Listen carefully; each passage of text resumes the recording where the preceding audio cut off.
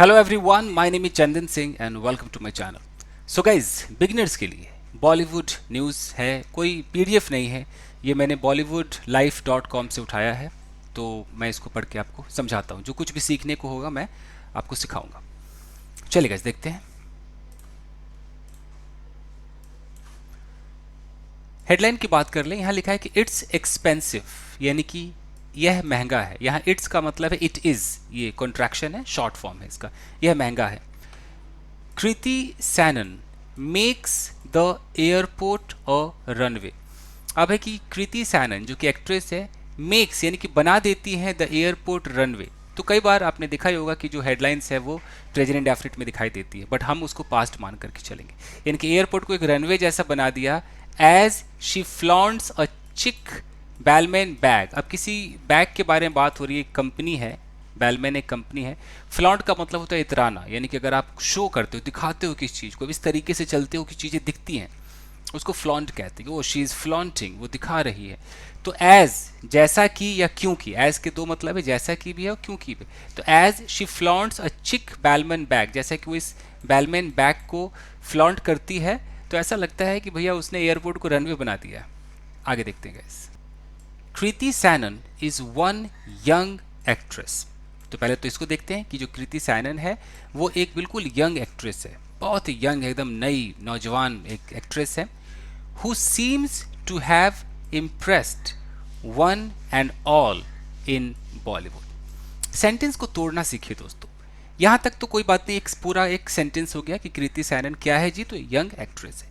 ये हु क्या है, सेंटेंस कैसे जुड़ते हैं वो सीखिए। हु एक रिलेटिव प्रोनाउन है दोस्तों। रिलेटिव प्रोनाउन से जब कोई वाक्य बनेगा, जब कोई सेंटेंस बनेगा, तो वो क्लॉज कहलाएगा। कौन सा क्लॉज कहलाएगा? एडजेक्टिव क्लॉज कहलाएगा। क्यों एडजेक्टिव भाई?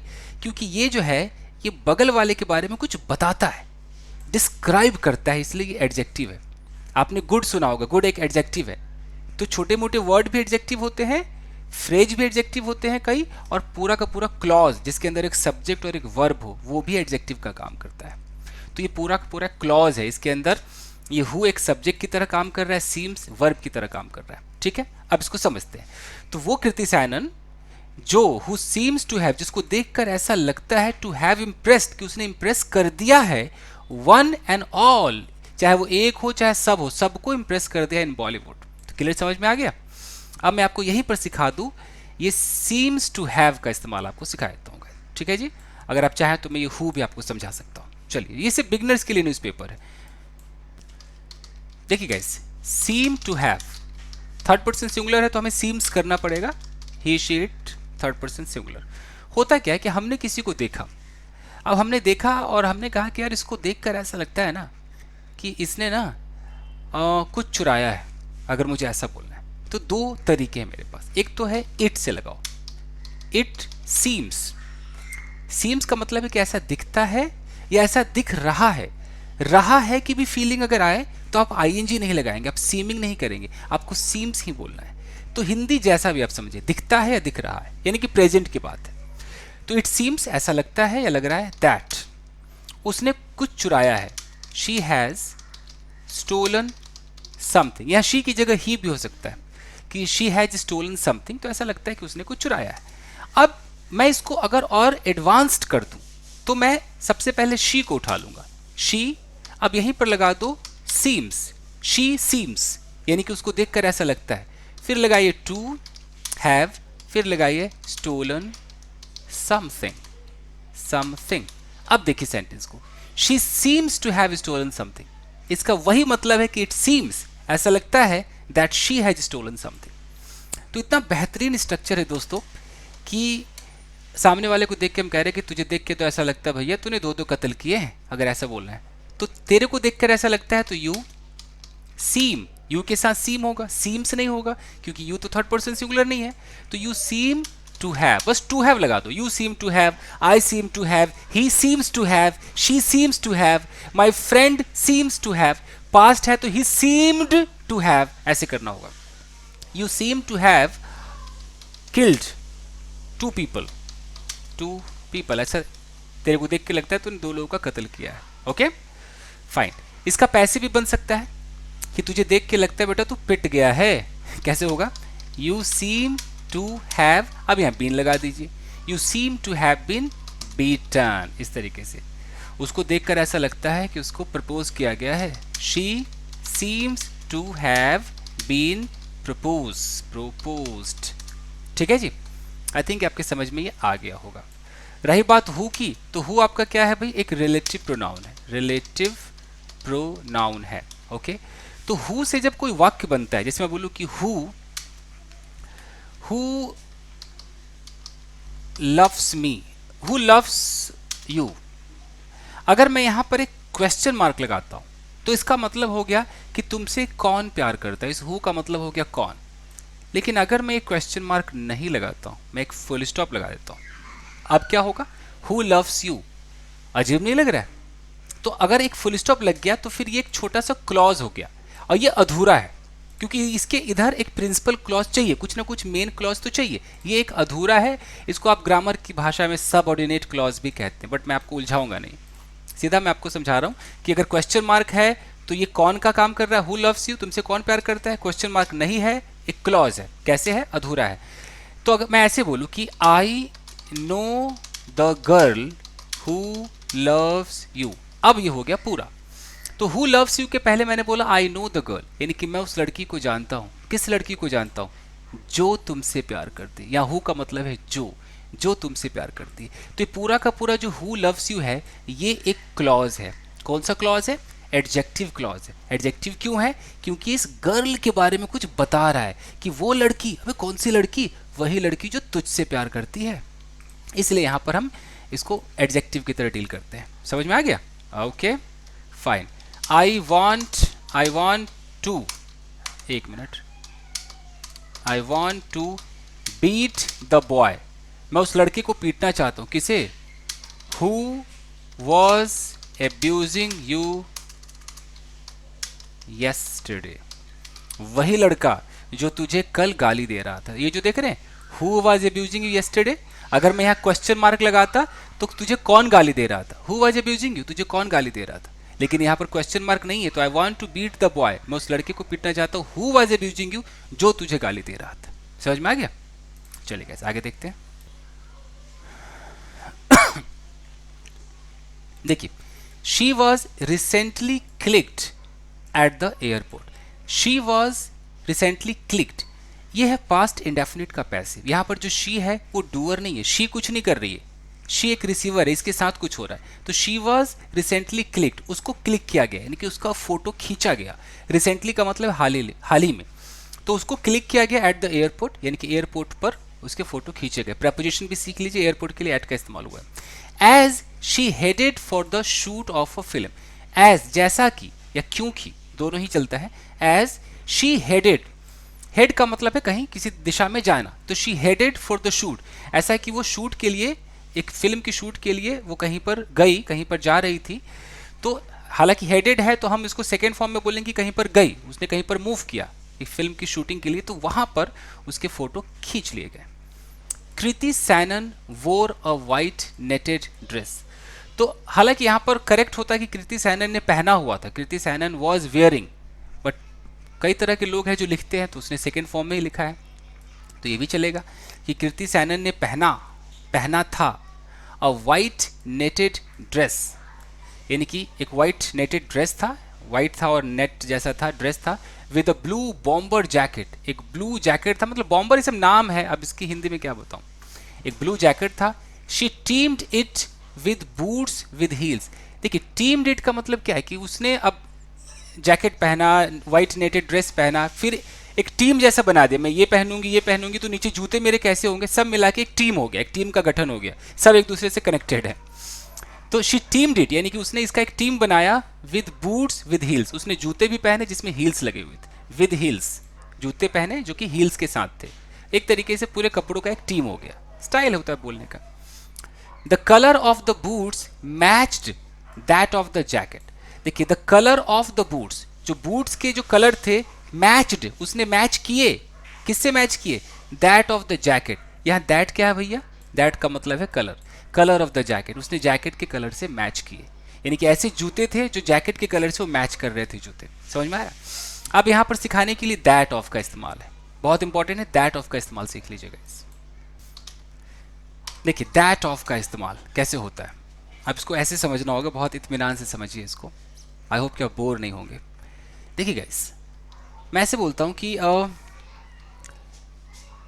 The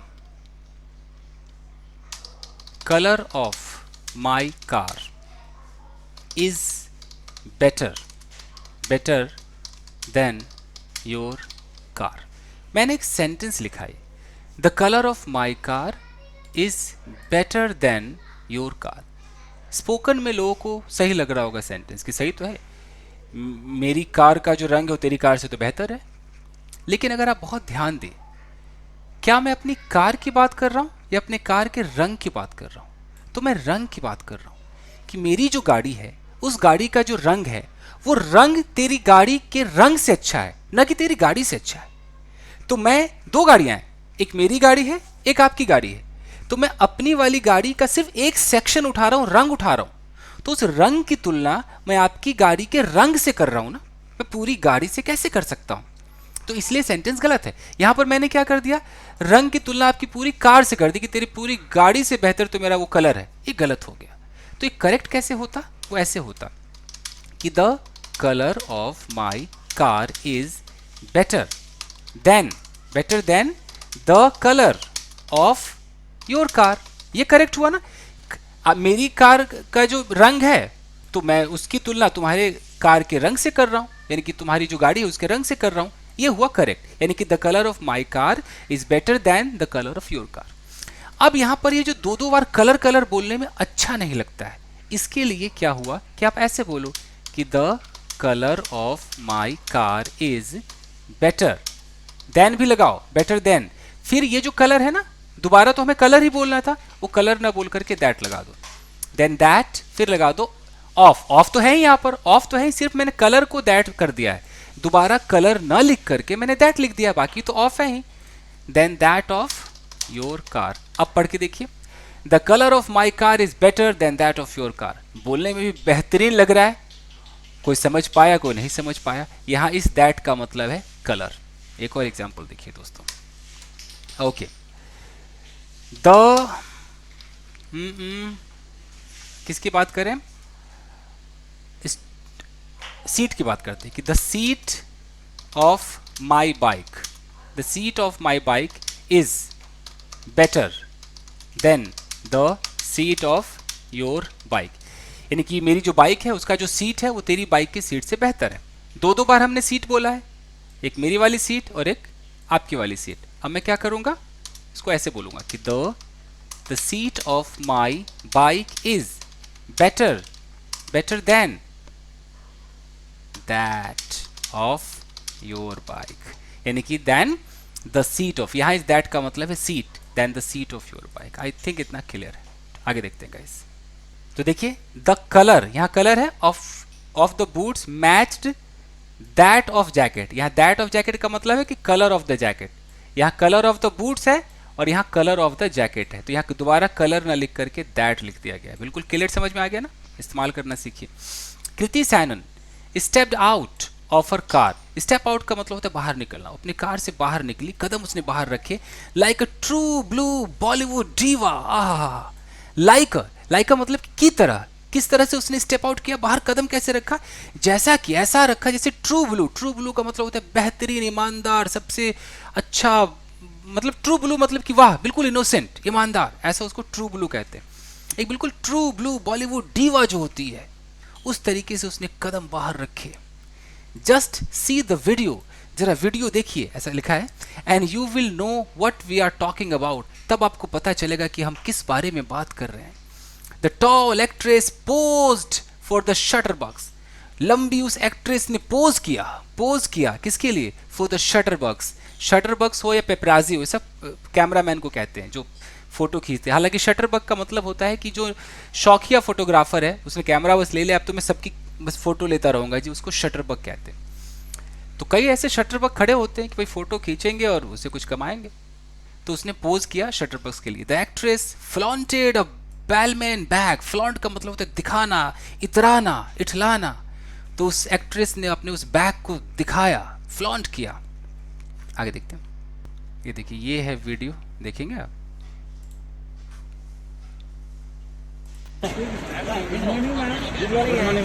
Kriti ji, Kriti ma'am, ये देखिए, शूज और जैकेट का कलर मैच हो रहा है। चल गए, जाके देखते हैं कि द बरेली की बर्फी एक्ट्रेस, जब ये लोग लिखते हैं ना तो फिल्म के नाम के साथ जोड़ देते हैं कि फलाना एक्ट्रेस, फलाना actor. The Bareilly Ki Barfi actress was carrying a Balmain B buzz 23 bag. वो कैरी कर रही थी, कैरी करना मतलब लेकर चल रही थी इस बैग को। इसका नाम क्या है? बैलमैन B buzz 23 bag with the logo of the brand. उस पर ब्रांड का लोगो भी था, B. It was a white leather bag. अब बैग के बारे में पूरा व्याख्यान है कि कैसा बैग था भैया, तो सफ़ेद लेदर का बैग था विद अ स्मूथ फिनिश, बहुत ही स्मूथ फिनिशिंग थी उस बैग में। The bag comes with a Balmain Paris logo. Comes with का मतलब है कि उस बैग के साथ क्या है भाई, बैलमेन का एक पेरिस लोगो चिपका हुआ है with an adjustable leather strap. और इसमें एक एडजस्ट करने वाला एक लेदर का स्ट्रैप है, फीता है जो आप टांग सकते हैं, एडजस्ट कर सकते हैं। The trimmings of the bag were in bag leather, क्या है the trimmings of the bag, जो ट्रिमिंग है उसका, the trimming of the bag were in bag leather. तो बैग का जो ट्रिमिंग था वो उस बैग लेदर में था। ये तो मेरे भी समझ में नहीं आ रहा है कि the trimmings of the bag, यानी कि बैग के जो ट्रिमिंग थे, ट्रिम छोटे छोटे टुकड़े होते हैं trimming, were in bag leather, उस बैग लेदर में वो ट्रिमिंग थे। The hand bag has interior pockets too, उस हैंड बैग में इंटीरियर पॉकेट्स भी है, अंदर भी पॉकेट्स हैं। B buzz bags have the new monogram of the लेवल। तो ये जो बी बज बैग्स है, जितने भी बैग्स आते हैं, हैव द न्यू मोनोग्राम, नया इनका एक मोनोग्राम है, लेबल का, इनका जो लेबल उसका एक मोनोग्राम है। Textures lamp skin leather, lamp यानी कि लैम्प मतलब भेड़, लैम्प के मेमना क्या बोलते हैं हिंदी में, लैम्प के स्किन का ये मतलब उसका लेदर है ये। Is used to make the bags, इसका इस्तेमाल होता है इस तरह के बैग को बनाने में। कौन सा लेदर है? तो लैम्प स्किन लेदर है। You can wear it as a cross body, ऐसे भी करके क्रॉस भी आप पहन सकते हैं बॉडी बैग, और just carry it in your hand, और हाथ में भी आप इसको कैरी कर सकते हैं। Now coming to the price of the bag. Coming to the price का मतलब है कि अगर हम दाम की बात करें, अगर हम दाम पर आए, it costs $1995। When we convert it to Indian rupees, जब हम इसे इंडियन रुपीज़ में कन्वर्ट करते हैं, इट कम्स टू रुपीज़ 1,47,630, 1,47,630 रुपए का बैग। वाह भाई वाह। Balmain is known for its fine European craftsmanship. अब ये बालमैन जो कंपनी, उसके बारे में बताया जा रहा है कि is known for, non for मतलब वो जाना जाता है, इट्स फाइन, बहुत ही बेहतरीन यूरोपियन क्राफ्टमैनशिप, बहुत अच्छा ये लोग क्राफ्ट करते हैं, उसके लिए जाना जाता है। We have often seen Shahrukh Khan wear tees from the brand. We have often seen, हमने अक्सर देखा है शाहरुख खान को वेयर पहने हुए, टीज फ्रॉम द ब्रांड। अब इस ब्रांड को टीज पहनते, अब टीज क्या है तो मुझे भी नहीं पता, कुछ होगा पहनने वाला। The house of Balmain was founded. अब ये वहाँ पर कब बालमेन का स्थापना हुई उसके बारे में कह रहा है कि the house of Balmain was founded in the year 1945, 1945 में इसको फाउंड किया गया। With its flamboyance and feminine design, flamboyance का मतलब होता है तड़क भड़क भड़कीला, एंड फेमिनाइन लड़कियों वाला जो डिज़ाइन है। It soon became a favourite of the Hollywood stars, बहुत जल्दी हॉलीवुड स्टार्स का फेवरेट बन गया, एंड यूरोपियन रॉयल्टी का फेवरेट बन गया। Balmain spells class in the world of fashion. Spell का मतलब होता है बताता है, दर्शाता है। ये जो बैलमेन है वो बताता है class in the world of fashion, यानी कि पूरे वर्ल्ड में फैशन का जो क्लास है वो बताता है। अगर आपने बैलमेन का बैग लिया तो क्या क्लास है आपकी। Kriti Sanon has seen a huge rise in her career in the past couple of years. पिछले अगर कुछ साल में देखे, कपल ऑफ ईयर्स में अगर देखे, तो कृति सैनन हैज सीन, उसने देखा है, ह्यूज राइज, बहुत राइज उसने देखा है, काफ़ी उठी है अपने करियर में। She has an interesting mix of films in her kitty. अच्छा, वो किटी पार्टी में जो किटी कहते हैं ना, कि अपने उसके उस बोल में, उस किटी में उसके पास बहुत सारी फिल्में, you know, she has an interesting mix of films, बहुत सारी फिल्में हैं उसके पास। मिक्स ऑफ यानी कि हर तरह की फिल्में, मिक्स है तो हर तरह की है। The actress has made her way up from scratch. The actress has made her way, उसने जो अपना रास्ता निकाला है, जो गई है ऊपर तक, मेड हर वे अप, ऊपर तक जो उसने रास्ता बनाया है, फ्रॉम स्क्रैच, फ्रॉम स्क्रैच का मतलब जीरो से बनाया है, and is poised for greater heights, poised मतलब तैयार है फॉर ग्रेटर हाइट्स, और भी बड़ी ऊंचाइयों के लिए वो तैयार है। अब मैं आपको कुछ चीज़ें सिखाता हूँ, जैसे फ्रॉम स्क्रैच हो गया, पॉइज्ड फॉर हो गया, और भी देखते हैं कुछ सीखने लायक है कि नहीं। चलिए सीखते हैं। सो गाइज, पॉइज्ड टू भी कह सकते हैं, पॉइज्ड फॉर का भी इस्तेमाल होता है। पॉइज्ड टू का मतलब क्या है कि आप किसी चीज़ के लिए एकदम रेडी हैं, तैयार हैं। तो आजकल चला हुआ है पॉइज्ड टू। जैसे मैं बोलूँ कि I am poised to shoot a video, यानी कि मैं वीडियो शूट करने के लिए एकदम तैयार हूँ भाई, एकदम रेडी हूँ, पॉइज्ड हूँ, एकदम ऐसे हूँ, स्टिल हूँ एकदम, बस बोलो मैं शूट करना शुरू कर दूँ। ये जो अगर सिचुएशन हो तो हम पॉइज्ड बोलते हैं।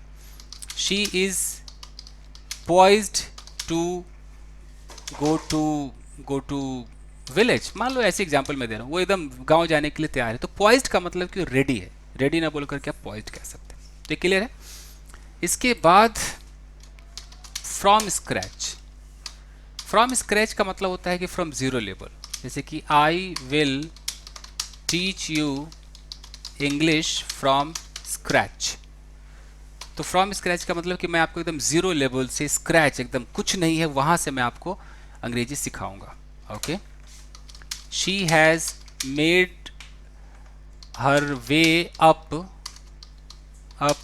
फ्रॉम स्क्रैच, यानी कि उसने अपना जो रास्ता बनाया है, ऊपर के लिए जो रास्ता बनाया है, एकदम जीरो लेवल से बनाया है। Okay. You can get the videos from scratch, बहुत सारे तरीके हैं बोलने के। तो फ्रॉम स्क्रैच आपका हो गया। एक होता है नोन फॉर, यानी कि वो कोई जाना जाए किसी चीज़ के लिए। एक मिनट। नोन फॉर, जैसे I am known for teaching, मैं टीचिंग के लिए जाना जाता हूँ। She is known for her acting profession, अपने एक्टिंग प्रोफेशन के लिए जानी जाती है। तो नोन फॉर। ठीक है जी। चलिए, तो बस दोस्तों इतना ही था। तो आज के लिए इतना ही, मिलते हैं अगले वीडियो में। Till then take care, keep practicing and have fun. Thank you guys.